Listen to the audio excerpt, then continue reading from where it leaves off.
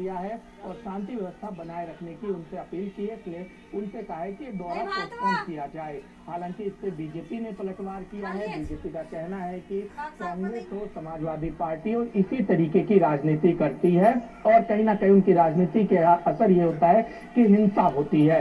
लेकिन अभी तक अगर कांग्रेस डेलीगेशन की बात करें, लखनऊ से दोपहर 12 बजे निकलने की बात कही जा रही है।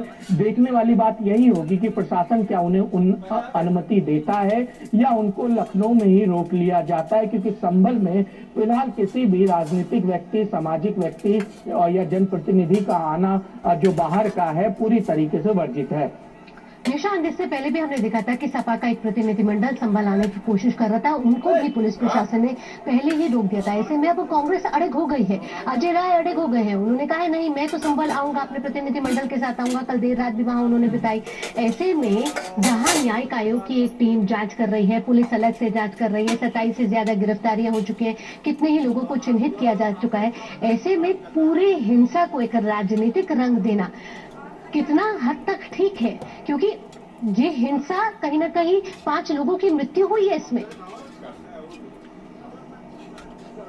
देखिए, बिल्कुल एक बड़ा सवाल यह है कि जब सभी को पता है मामला सुप्रीम कोर्ट तक पहुंचा है, सुप्रीम कोर्ट ने हाई कोर्ट में जाने के लिए कहा है मस्जिद पक्ष के लोगों को, तो ऐसे में कानून व्यवस्था में और कोर्ट में सबका विश्वास होना चाहिए।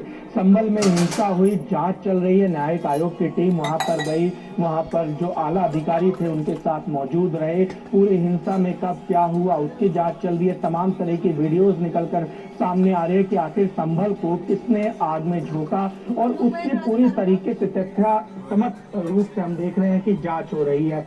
पीड़ितों से मिलने की बात जरूर राजनीतिक दलों के द्वारा कही जा रही है, लेकिन उनको ये भी समझने की जरूरत है कि अभी संभल उस स्थिति में नहीं है, और अगर आप वहां पर जाते हैं और हिंसा भड़कती है तो उसका जिम्मेदार कौन होगा। इसी के चलते प्रशासन पूरी तरीके से सख्त नजर आ रहा है, लेकिन सियासी दल सियासत कर रहे हैं और सीधा सा कहा जाए तो सभी अपनी राजनीतिक रोटियां ऐसे तमाम ज्वलंत मुद्दों पर सेकने से गुरेज नहीं करते हैं। लेकिन प्रशासन की जिम्मेदारी है वहां पर शांति व्यवस्था बनाए रखने के लिए, इसलिए पूरी तरीके से संभल के जितने भी बॉर्डर्स हैं उनको पूरी तरीके से बैरिकेड किया गया है, और जो भी लोग जा रहे हैं उनके कार्ड तक चेक किए जा रहे हैं। और जो हिंसाग्रस्त इलाका है वहां पर अभी तक पूरी तरीके से आपको छावनी का रूप नजर आ रहा है। बड़ी संख्या में पैरामिलिट्री फोर्सेस के जवान लगाए गए हैं ताकि किसी भी प्रकार की अनहोनी ना हो, और उसके लेकर तैयारियां जो हैं वो लगातार जारी है कि कोई भी राजनीतिक दल का व्यक्ति या कोई भी किसी संगठन का व्यक्ति वहां पहुंचकर हालात ना बिगाड़े।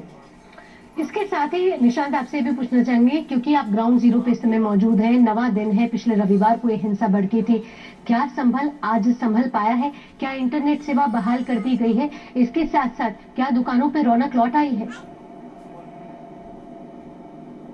देखिए, इंटरनेट सेवा की जहां तक बात की जाए तो अभी तक बहाल नहीं हुई है, क्योंकि स्थितियां इसके अनुरूप नहीं है, और एक वायरल मैसेज वापस संभल को हिंसा में झोंक सकता है, ये प्रशासन अच्छी तरीके से जानता है। दूसरी बात, संभल धीरे धीरे पटरी पर लौट रहा है, दुकानें खुल रही हैं, लोग चूंकि शादियों का सीजन है, पश्चिमी उत्तर प्रदेश में इस समय बड़ी संख्या में अगर बात की जाए तो शादियां होती हैं, उसको लेकर तमाम दुकानें खुली हैं, लोगों का आना जाना शुरू हो चुका है। और अगर बात की जाए व्यापारियों की, तो उनको कहीं ना कहीं लंबे समय से नुकसान हो रहा है। जब से हिंसा हुई है तो उनकी कोशिश यही है कि किसी भी तरीके से जनजीवन पटरी पर लौटे, चाहे वो व्यापारी किसी भी समुदाय का हो, वो व्यक्ति किसी भी समुदाय का हो। खासकर जो डेली वेजेस वाले लोग हैं, हैंड टू माउथ वाले लोग हैं, उनके लिए परेशानी बन जाती है ऐसी परिस्थितियां, और वो इस समय परेशान जरूर है, क्योंकि जो पहले कमाई होती थी और जो अब कमाई हो रही है, खासकर शादियों के सीजन में बड़ी संख्या में अगर संभल की बात करें